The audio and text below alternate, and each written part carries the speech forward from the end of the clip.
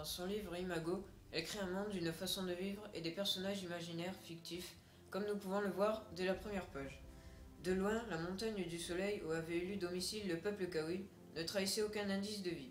Une montagne ordinaire composée de terrasses et de cavernes, dont les parois striées offraient des teintes variées, du mauve au rose ou de l'ocre orangé à l'ocre brun. Imago est un roman de science-fiction écrit en 2011 par Nathalie Legendre. Cet auteur, né en Bretagne en 1970, a commencé à écrire des livres dès l'âge de 34 ans.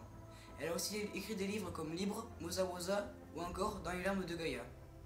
En 2012, un cataclysme a chamboulé le monde. Deux peuples se sont alors formés, les Kawil, hommes à la peau noire, et les Tsur qui eux sont blancs.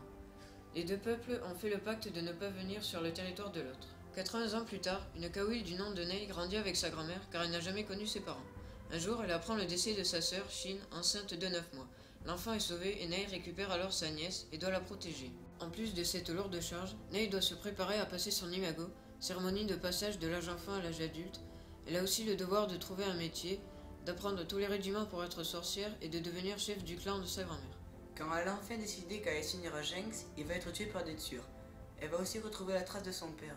Mais pendant ce temps, dans le clan, Tep, un guerrier, veut améliorer la vie des hommes. Il est vraiment prêt à tout pour s'emparer du pouvoir des femmes.